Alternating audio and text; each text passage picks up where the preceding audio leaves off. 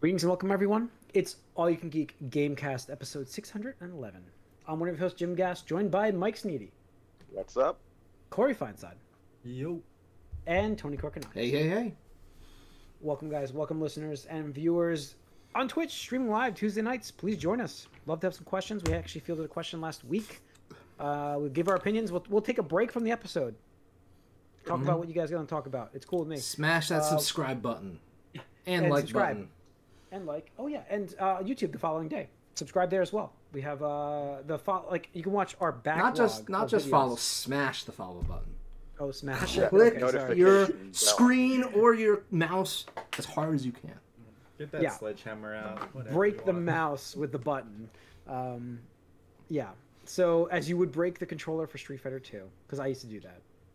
I got so frustrated with that. And I would play that game on the hardest difficulty. And when I'd get to Bison, I would fly to Bison. And then when I get to Bison, it would just be a slog. And I think I broke 3 SNES controllers. Nice. Yeah. I learned how to put them back together pretty well. Part of my start of my computer career, you know? Street Fighter. Indirect. Yeah, Street Fighter was the start of my Yeah, computer you ever see career. that What do you think? meme with like the guy stacking a little domino and then a bigger one? So it's like that's your path there. Yep. Street Yeah, Fighter it's 2 funny 'cause breaking controllers into IT, sysadmin for Kids like to ask me, like, how'd you get into the, computer fixing? How'd you get into this? And I'm just like, I definitely wasn't smashing controllers when I was like your age, but No. yeah. So, anyways, guys, welcome to the Gamecast. Got a lot of stuff to go over here. What we've been up to, though, first of all, I have not been playing games. I've watched a lot. That if you go back to the movie cast, we talked a lot about some stuff we've been watching and some good opinions on some great shows. But gaming-wise, Corey, did you get to play some stuff or no? Well, just a little more Xenoblade still. Yeah. Going through that game. And Yeah. played Gunfire Reborn with somebody's I board game with. We play that sometimes here and there. Oh, I did actually. I got the game for my kids, so they are learning mouse and keyboard instead of control. So there we Nice. go. Gross. There it One is. of us. One Wow. of I'm, us. I'm completely converted. Yeah. Absolutely. All in. Wow. All in. Yeah, there you go. Mouse and PC keyboard. So, Master yeah, Race, baby. I use that game because it's a quick, it's a roguelite first-person shooter where you're just collecting new weapons and you have these skill trees that you're getting. Each stage you're getting a new skill that you have to choose and how to build the character. But really, it's just and it's like cartoony, so it's like non-violent violence. So yeah, very kid-friendly, and so yeah, teaching them the WASD controls there with the mouse. There it is. It's funny because Starting like young. mouse keyboards controls used to be like the arrow keys, and then Do they? I are they never like- use my. It's funny because you mentioned that. Go ahead, keep talking. I was gonna say, do you ever get the question? You have to press buttons for this. no, what do you mean that they press buttons for this? I'm just like, Because I'm, they immediately- got touchscreens now. So Yeah, I immediately flashed to the Back to the Future game, the Back to the Future movie with the video game in it, and like you have to actually use it. You have to press buttons in this, Mm.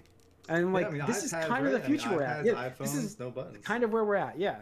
That's why I'm Um, teaching them keyboard mouse, man. Gotta get started There you go. early. It's There really you go. It's really funny, and for those of you listening and not watching, you're not going to be able to tell, but I've had my keyboard for a couple of years now. It's a nice mechanical and stuff like that. Mm-hmm. And recently, I replaced some keycaps because I had literally, let me see if you get that. I literally yeah. wore the letter off. Yeah. Yeah. Yeah. It doesn't even matter. This is a circle. It's Like you It's wouldn't a even, I can see it's a circle. Yes. like. So- I think that's maybe S, and I think this is the D. Yeah. Like yeah. Sure. I mean, for you viewers, for us non-viewers, I should say, we can't tell what it is either. So Yeah, it's okay. I'm just it's just like it's a cap. Yeah, There's a what it circle. is, it's like, Oh yeah, you yeah, can't tell the yeah. You letters, can't it's so tell. hard. Yeah, Yeah. exactly. Yeah. But it's just funny because like you mentioned the arrow keys, and I'm like, I can't remember the last game I had to press any single one of these buttons or the keys, like the up, down, left, right. Like Yeah. it's all like the left side. Yeah. Yeah, no, because I mean now you got your mouse in your right hand, Mhm. your most, and then WASD. But yeah, it used to be you'd use the left hand for like your like shooting and stuff, and because you didn't really use mouses back in the day Mm. for that. But no, it's controls, man. Control scheme. It's crazy how superior mouse keyboard is, though, when you've been playing controller most of your life. How precise the mouse is. It's more the mouse than the keyboard. It's the mouse that's precise for aiming. Yeah. I mean, it's both, really. But Never liked it. It feels too loose.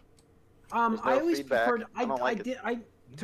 I've never liked the keyboard control. I do like the mouse guidance, like the way it's smooth. I wish I had a little joystick on my keyboard that just use the movement side and then use the mouse to aim. That's what I'd like to see. I never liked the WASD thing. I like it just a joystick on the one side and then a nice mouse on the other side. That's it. There are some people that, because Final Fantasy 4 or 14 rather, utilize, you can use keyboard and mouse or controller. There are people that do hybrid where they hold the controller and have the mouse. I don't know how it works. Talking about there. That's I'm not thinking like a whole controller though. I'm like, if you could get like a Wiimote. Yes, like a nunchuck. Exactly that. Yeah, I know. Yes, a nunchuck and then a mouse. That's it. So That's you all need, I'm like, saying. to do like this movement here, just to move. Yeah, Like... I mean, that's basically what you were doing in Red Steel and those few games that the Wii used that actually. Like I was saying, man, had a track first Wii person. U, like I wanted the Wii U one to hold one, and then just to have my other one just like flop it like wherever I wanted. I was like, I can't do this. Why can't I just have them both? So I want to hold my thing, like my green here in front of me, and then have my other hand, but it doesn't let you actually have one connected and one not connected. You have to have them both disconnected or both connected. But I mean, just having that freedom though with the Joy-Cons was like. When I was playing the Xenoblade 2, really, that's like I was like, oh, this is amazing. Yep. Yeah. I really liked the first Red Steel on the Wii. No one, I mean, a lot of people were disappointed in that. I really liked that game. I enjoyed it. I heard good things. I mean, Ubisoft. We'll talk about Ubisoft in a moment, but maybe this is a good segue, unless anybody else has more. Mike, do we get into Mike? I mean, I played old stuff. Actually, it ties to other thing in the no news is good news thing, but I played 3 games online with friends, just sort of searching. We played more Turtles at the end when we failed at the other 2 games. Did you play the collection one yet? The Cowabunga collection? No, I'm waiting because I have an upcoming birthday. I'm gonna get some gift. I've heard that's how collections should be done. But I'm looking forward to it. But I played Shredder's Revenge. I also played Apex Legends for the first time in about a year, and God, things are very different. And in stark contrast, I also was reminded that this game exists, so I played it with them as well. Halo Infinite, where things are not so different as they were over a year ago. There are like 2 new maps. These are the same groups of friends? Like they just want to bounce between shooters like that? Well, one friend did. The other is his brother who will do whatever he does, and the other one just barely does what we can do. Yeah, but we ended up with Turtles in the end because we had a bad time with the other 2 games. I mean, I know we want to get to the Ubisoft news, and let's hold that for a second because I gotta ask Mike. Did you guys play some couch co-op with Halo Infinite?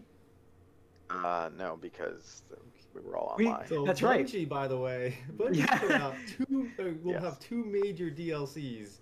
And a bunch of like seasonal stuff. And I forgot to put. Again, so split screen it comes to split screen to Halo. Yeah, I forgot to put that news on here about the. That's kind of why we played Halo. I'm like, oh yeah, Halo exists. Because it blew up the world. Big news. They did this announcement thing, and they just.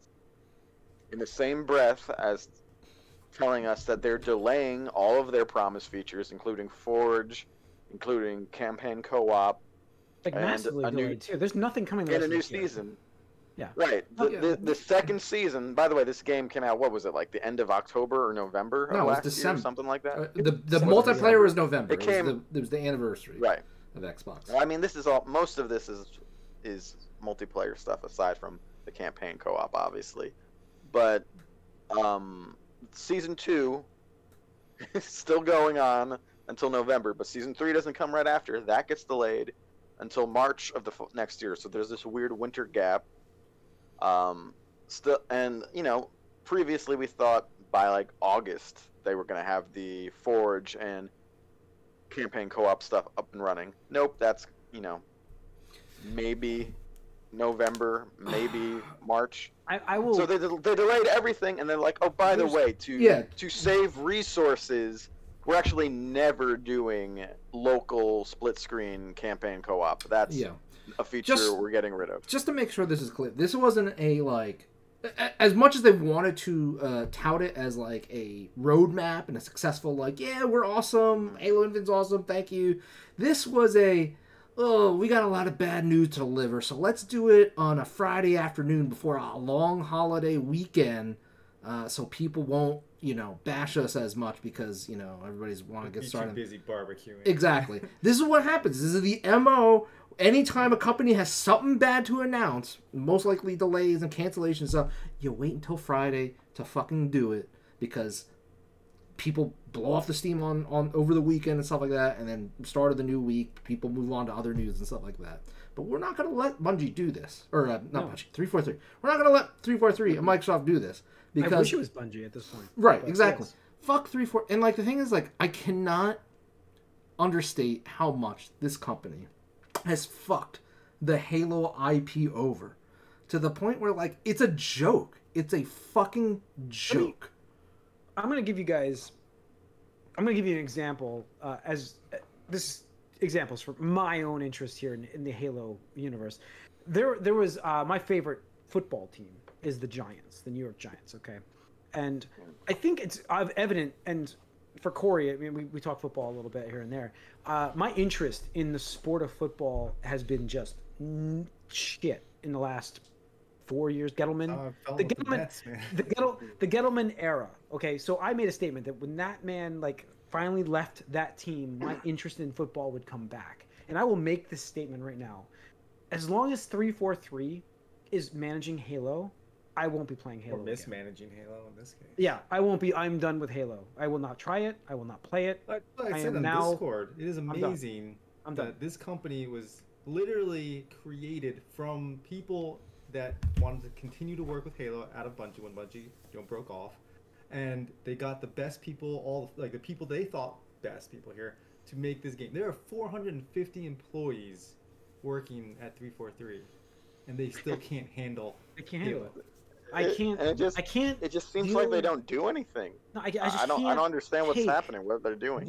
I can't take this anymore. I mean, it's all top level. I mean, that's the thing is you probably had finished games, finished levels, finished seasons, finished DLCs. You probably had all that, and then these people were so like gun shy, like, oh, it's not perfect. We got to make sure, and then they just threw it all out and had the people start all like. I bet you like they have tons of stuff that was just thrown away because they changed directions, changed their mind, and just knowing some of the inside track stuff. These people could not make a decision. They could not finalize on something. Just like let the scope creep. Like they couldn't handle it, and they just became, what it is now. And just like, well, you know what you need to do, but they won't do it because I don't know what it is. They're like perfectionists or something. I don't know. It's just they will not just put the stuff out that you made already. It's just like make a decision. Stick to that. It's like I can't. You have to get this game out, which they did, and people loved what they had, but then they had nothing after that.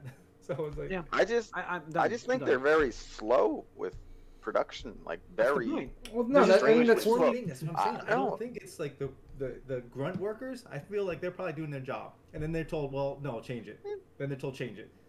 So I think it's just the decision makers making these people do their work. Like, I mean, that's a charitable sort of like, oh, it's always the upper management guy's fault. But we don't know that. How could it not be? They rotate because if the base groupers if the workers weren't doing their jobs, then it's up to the management to fire the people that aren't doing their job. But the point is, though, they have a contract limit. They don't have the same. That's on the management. That's on the management. That's fine, but that's not the same thing as changing their mind or throwing out work. I don't think they're changing their mind about anything. They're just going at things, and everything is taking them longer than expected.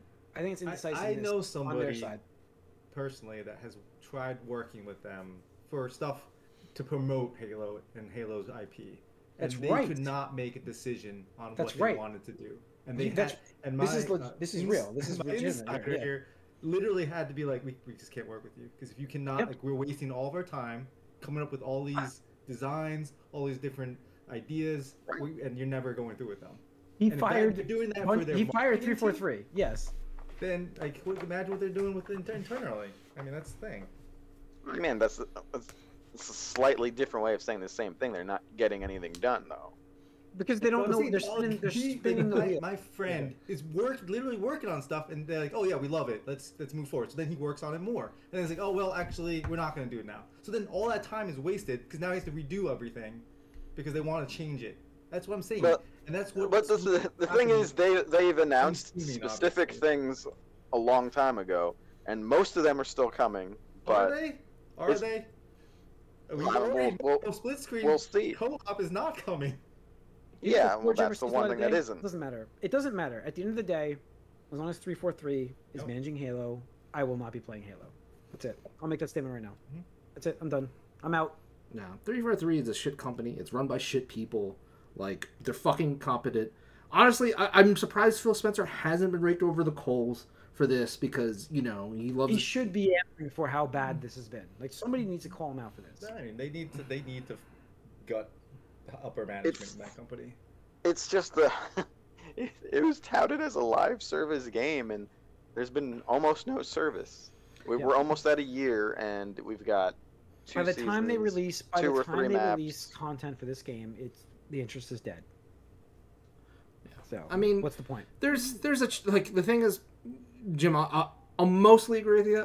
I will reserve an asterisk just because, you know, we have seen games like Sea of Thieves, we've seen No Man's Sky, things like that turn around. But it's a Herculean. This is a free to play game. Remember that too.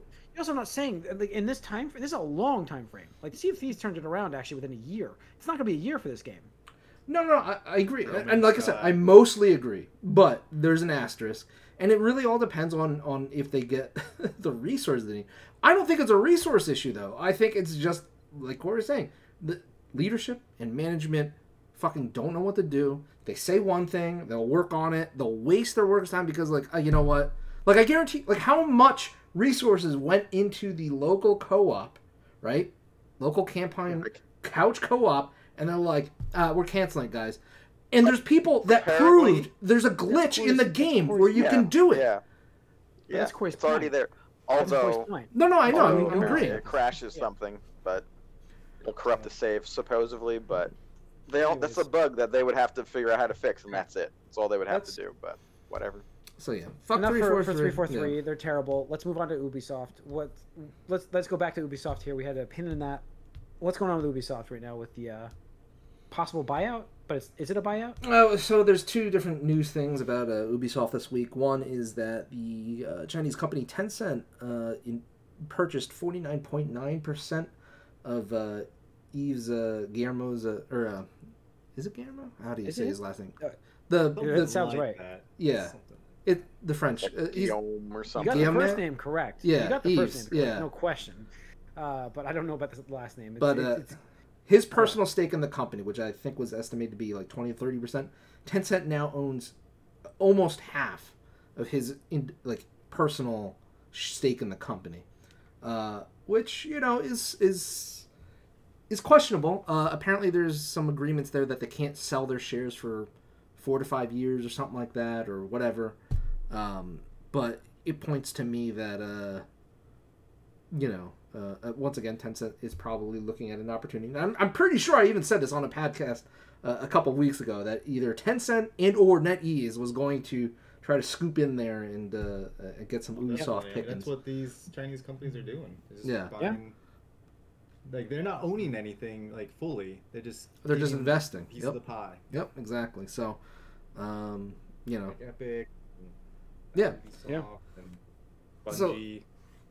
So there's that, and the other part is we have a Assassin's Creed Way Forward thing coming up, and apparently is it Friday? It's this Friday or something like that. I think it's this Friday. Yeah. Or Ubisoft Forward. I forget whatever they call their direct things. I was thinking Way Forward is the developer of Shanghai and stuff like that. Yeah. But apparently it's going to showcase. So the digital event is like Forward. Ubisoft Forward, yeah, something like that. Yeah. But apparently they're going to be showing off the new. What is it? Assassin's Creed Infinite or something like that, which is supposed. I know, right? Bad naming, bad nomenclature there, because I don't think that'll help that there. But apparently, it's going to be showing off, and there's going to be at least 2 different Assassin's Creeds shown off for Infinite, which is like one I think is like the Japan setting. Finally, people are getting that have been asking for it, and I think of Samurai Japan. Ancient Japan? We don't know. We don't know. But Ninja Samurai. You would think so. Not Infinity. Oh, I'm sorry, Infinity. Infinity. Yeah, you got to change that last letter to avoid the Halo Infinite comparison, stuff like that. Mm-hmm. So I guess Assassin's Creed's fans have something to look forward to. I mean, Ubisoft have been pretty fucking quiet. Yeah. You know? Yeah. No word of Beyond Good and Evil, Jim. Nope, I'm dead. Nope. It is funny though. I didn't put it on the news, but next week supposedly we are getting the, or it might be, it probably won't be Thursday, but apparently next week they are doing a Nintendo Direct. Rumors starting to pop up. I heard that was very Zelda front for that one. That's what I heard. Yeah. So just to go over really quickly, the rumors that I've been seeing floating around is Zelda Twilight Princess HD and Wind Waker HD ported to Switch. But also, it's going to be the 20th anniversary of Metroid Prime this year. So we're supposedly getting the first remaster. You will get Metroid Prime remaster. You will not get Metroid Prime 4 this year. Supposedly we're getting the remaster, and then they're going to be showing off the newest, latest revision of Metroid Prime 4. So yeah, until it's got a date, I've got a life. You do. Yeah. It's very slim because I don't think Beyond Good and Evil 2 ever sees the light of day. Yeah, so. I mean, the other thing too is I think there's a gray area now, because I think when we made this arrangement was before games debuted as early access kind of things. This is like, we were expecting I don't know, dude. We made this bet like 5 years ago in 2017. It's been a while, yeah. It's been a while. So, I mean, if we're talking about like open beta or something like that, you might win if that's the parameters of the bet. But if we're talking like retail SKU release, like, spending money, and who knows if that game is even going to be like a monetized, a purchasable game. Or Infinity is a live service game, apparently. Well. Yeah, we'll see. Yeah, but is that why there's a second game announced for like a real one? Possibly. Yep. Yeah, and then yeah. So, but I'm like looking forward to this because there's gonna be some good Zelda news. I hope so. Maybe a time frame for Breath of the Wild 2. That's what I'm hoping for. Yep. I'm hoping to hear spring. I mean, we keep saying it's coming out this year. It'll eventually come out this year. Apparently, this is the longest time. Somebody made a thread on Reset there. This is the longest gap between mainline Zelda games in history. So really, yeah. Wow. Okay. I mean, Breath of the Wild still doing really well. Yep, no, absolutely. It's still selling every quarter. Millions. I think it's up to 30 something, something like that. So, all right. Yeah. Okay, let's get into some news here. More news. There's more news. Sorry, there is a report. Well, this is all like. Well, that's right. We're throwing news in. This is not news on the news. This is news we should have talked about. But there's a report that there's a AAA Teenage Mutant Ninja Turtles game planned for 2023. Planned doesn't mean it's coming out. Yeah, by who? This is done by. I'm trying to think of who's doing the game, but it does. Paramount's apparently shopping it. They already have they have a developer already. I'm just trying to see. It's the publisher, or is it in development already? It's in development already, but it's set to release in 2023, trying to coincide with the Teenage Mutant Ninja Turtles Mutant Mayhem movie, which is coming out. Paramount wants to try to capitalize on the excitement with a more ambitious game with a lot of funding behind it. This is in Fanbyte latest magazine. I mean, like, I think what makes the games that have come out, like Shredder's Revenge and the Cowabunga Collection, is the fact that they are the style that they are. Yeah, I mean, I think that's That's AAA. what I was going to ask. That's why I put it on here. It's more about the news of, do you want a AAA game for this, or should we just embrace what Turtles is and be that beat 'em up style game? I absolutely want a AAA Turtles game. This collection and Shredder's Revenge, that covers the beat 'em up Turtles. We don't really need to revisit this. I don't think anytime soon. With Mike's got a taste of it. Did you enjoy the Platinum? Did you enjoy the Platinum's game? I know you played it. I didn't play that game. No. I thought you did. Game. Oh, No. it was fact that it panned. was- I know it was panned. Yeah. Yeah, and I didn't like the idea that you I think locally you could only be 2 players, and I know games I don't is know, it doing was kind of a mess. like a non-original IP. They're usually shit. Yeah. But no, the idea of it sort of being like a Rocksteady style like thing, or again, I've said this a lot of times, that Xbox Summer Arcade game that was bad, objectively bad. Don't get me wrong, the Out of the Shadows Turtles game.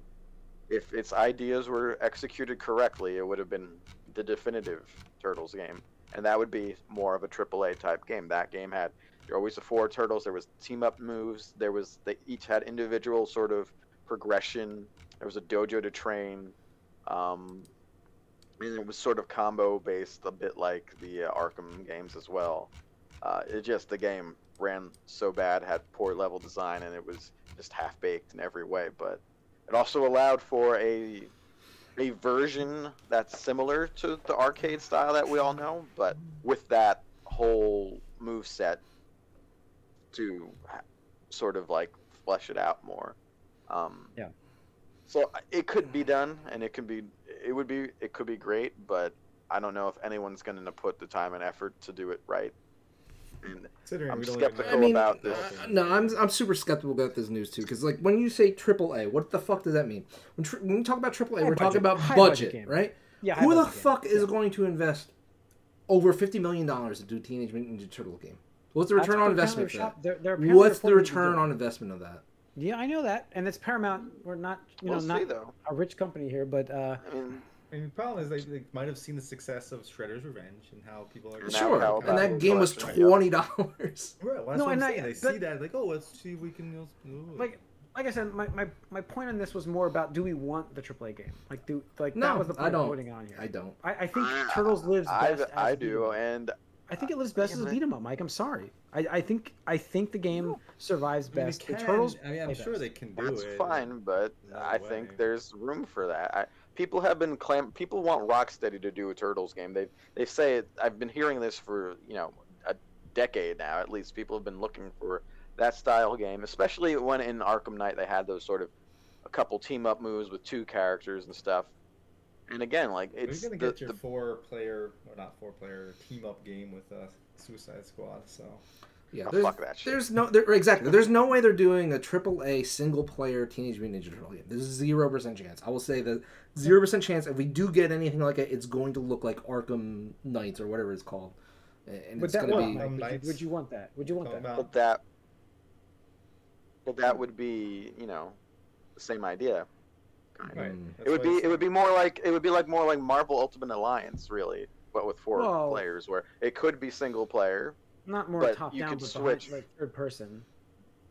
If we're Either talking one. Marvel, so hold on. Ultimate Alliance, I don't think counts as a AAA title. That's not my definition of a AAA title. That was Well, the that was old ones double. I would consider somewhat say the old like ones may have been. for its time. No. For its time, I think those were AAA games. I do think that Mike's right on that one. I think that the older games had a bigger budget than the third one had. But But, probably uh, most of the budget was the licensing. It could have been. Yeah, Could have been. exactly. But all right, let's finish up with the Sony news about the Last of Us collector's edition things. I thought that was really shitty on them. Have we had any resolution? So this is the story for those Finish wondering. up. You don't want to talk about Cyberpunk. Oh, I missed that. I'm sorry. We'll finish up with Cyberpunk. No, I don't. I I don't missed want that. to talk about Cyberpunk. Well, do you want to talk about Sony? Because they sent out collector's editions of the Last Cares of about Us. collect. Honestly, no offense. I know some of you guys do. If you buy any of these things, you're a chump already. So whatever. Let's say you love something enough so you buy a collector's edition of it, and it shows up and it's. I don't do that for It's Batman destroyed. Arkham games. No, it's not. You're not It's- doing it. right, just because you're not doing it. Like, I know, but you're already. Hey, Mike, You're already. Let's chump. rephrase this. Let's rephrase this. All right, forget this. Let's put it in Mike's standards.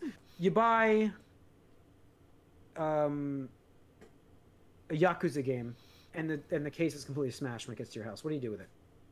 No, not even that. Like, what if Oh, you buy? oh, it's it's buying anything and it's No, coming in a Yeah, I'm damaged just state. giving I you an know. example. That's what my point is. I'm like, it could be Saying, anything. Like, let's say you get a basketball signed by your favorite player, and it turns out it's a fake. Are you gonna be upset about that? Of course.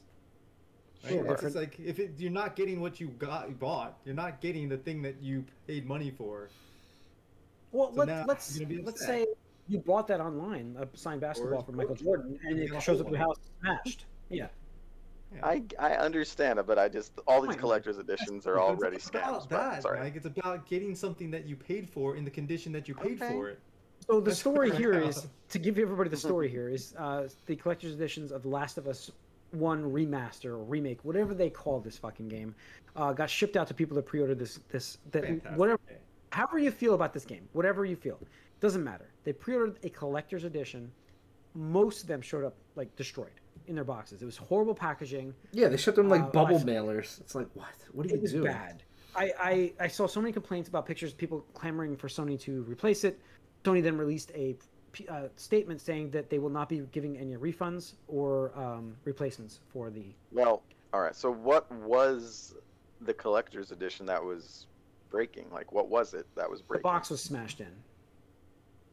And it wasn't the delivery people's fault? That's what they're saying? Well, it was the packaging. You can tell from the packaging. You can see when you open a box and there's only like a little thing of like cardboard in there, not bubble wrap or anything around it's terrible packaging. It's on them. Okay. I mean, you can't blame the shipping company, because even if you could, like, I'm sure it's on shipping, but it's badly packaged then. If it's smashed like that and you order, I can order stuff like delicate and it gets to my house and it's not broken. You know what I mean? I ordered my collectible toy down here in the corner here. It's perfectly fine. It's beautiful in there. It's not smashed. If that showed up smashed, I would get that replaced. There's no question in my mind. That's the point. Like, people pay for something like this because they love something like that. They want to pay the extra money and give this money to Sony, and it shows up and it's smashed. So a normal company, in my opinion, should be, we will absolutely replace that for you. I'm so sorry that happened. Yeah. No returns, no refunds. Unfortunately, they made a certain number. We don't have any, so we'll give you your money back. I mean, that's usually what people do. I mean, yeah. Give your money back. Yeah, like Warner Brothers. This is a perfect example. Warner Brothers years ago. Do I even have it right now? Yeah, Warner Brothers gave me this. Oh, I'll get it. Let me little presentation here, folks. So this is a collectible from Warner Brothers. As you can see, each one of these had glass domes on them. Butt plugs?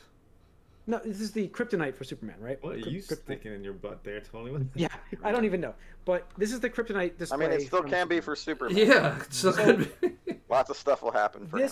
Actually, there's still glass in these things, so these would show up smashed in the mail. And this is a $200 collectible item. So I bought this for my brother for Christmas one year. Not disproving my point. Okay. Yeah, so I bought. Yeah, I am. I bought this for Matt for Christmas one year. He's a huge Superman fan. So I called their company up. They apologized and sent another one out. Guess what happened? It was smashed as well. So I called them back saying, look, I gave them pictures. I'm like, this is completely smashed again. The third time they sent the third one out without charging me, that was perfectly fine.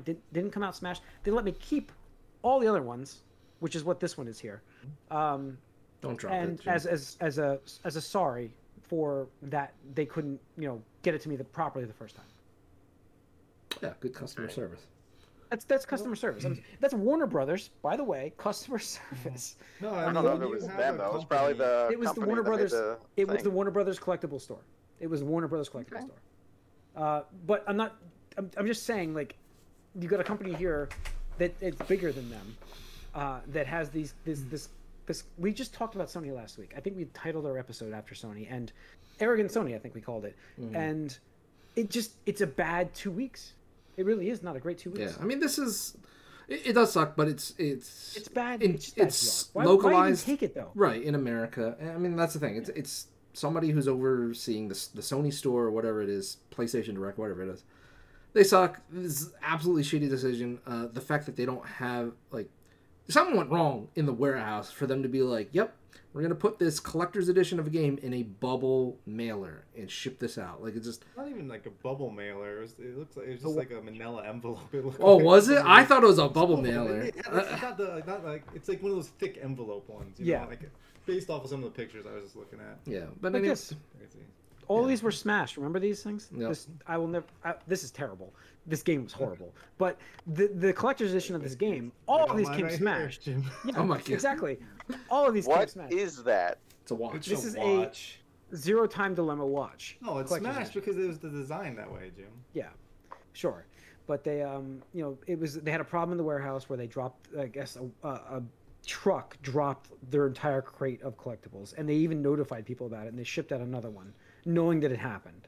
Yeah. So, like, that's just normal things. Like, it's just there's no reason to accept that level. And you know what I mean? Like, there's no reason. And the thing is, I first of all, I didn't get this, but if I did, and that's what got shipped to me, I would absolutely charge that back. I'd be like, I would call first. I'd be like, hey, I want a new one. Yeah. They'd be like, sorry, you can't. I'd be like, okay, well, I'm gonna issue a chargeback. I'm going to keep this fucking game, and I'm going to let Visa come after you, or MasterCard, or Discover, whoever it is. The normal method would be, I want a new one, we can't do that. Okay, well, I'll just take my money back. We can't do that. That's when the charge. Right. Yeah.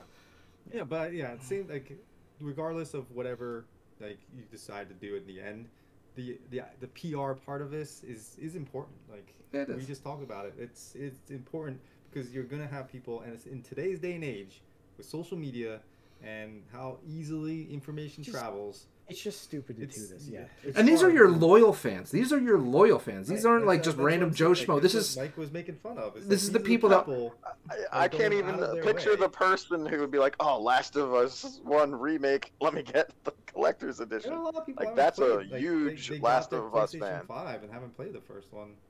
Yeah, I mean, there's fans of the first one that played it every single version it's released on. And I have to give them a little credit here because they did remake the game for the PlayStation 5, and it is slightly different because it does have some of the newer gameplay stuff from 2. I got it, yeah. So they remake like, this. It's a remake. Complete, yeah. Just like remake / remaster, we'll call it. Not a they full already remake. had the remaster. They already had that. No, it's already $70 before you add this to it. Right. Yep. So. But no, I mean that's the thing is like we're saying like these are the people that are going out of their way to get the more expensive version because they want to support the game and the company, and then you should be treating them better.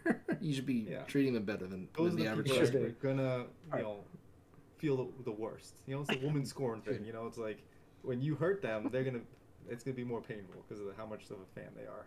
You can't treat them like that. So yeah, what at least they could have done was done like something. They literally did nothing. Yeah. Mike. All right.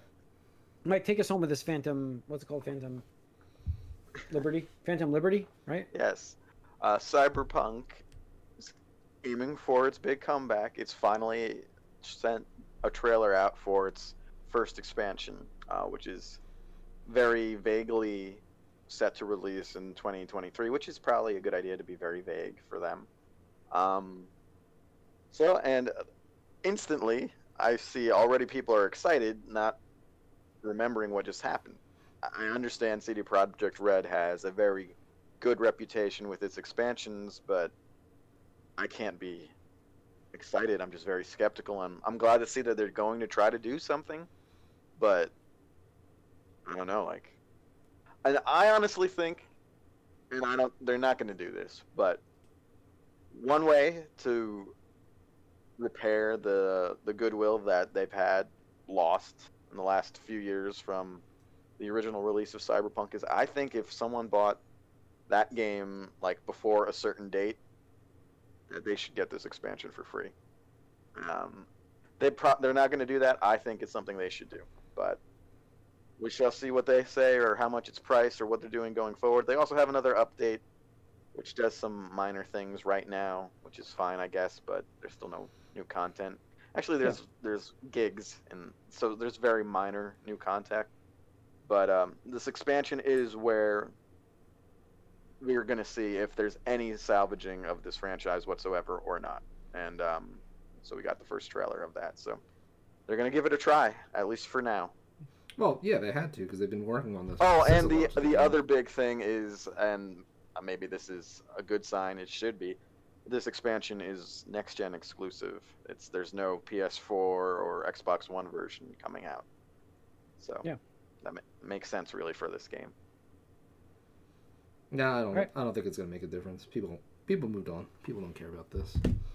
I'm more excited about the anime that's debuting next week. I mean, I'll actually watch that. I mean, that's part of it too. That might bring people, back into thinking about Cyberpunk. There are people who are still big CD Projekt Red fans, despite what's happened.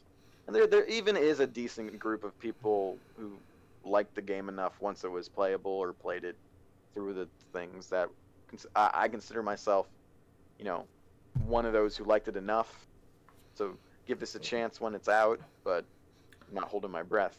Sure, but I mean, it's not gonna make a difference for the success of the game. I mean, it's bombed. It's bombed already. Like, they just have to ride this out until they financially. Yes, it did. We have the proof. It sold a lot, but when you're selling when you're selling a lot of the on. game, you're selling the game at $7.99 a copy, and that you're selling a lot. Then that's not making your money back. I think it ended up on. We were surprised that it was back on some NPD list later on than we thought it should have been. I think it did. I mean, obviously this is not doing Witcher stuff, but I think it did okay. I mean, sales figures, yes, absolutely, but financially, no. They needed a Witcher-style success to keep their company going. They have no other source of revenue. And I would argue Witcher is probably selling more copies at whatever it is on Steam and all the other stores at the discounted Game of the Year complete edition than Cyberpunk is. Nobody even talks about Cyberpunk anymore. Yep, I agree. It's out. So, all right. That's going to do it for this Gamecast. There's nothing left to talk about this week, so thanks for tuning in. You can write us allyoucangeek@gmail.com. You can follow us on Twitter. Twitch, streaming every Tuesday night starting at 8 o'clock. We do the movie cast, we do the Gamecast, and then the following day we're on YouTube. We stream the audio versions of this podcast on Spotify and iTunes. So check out those if you can't check out the videos, and we'll see you guys next week.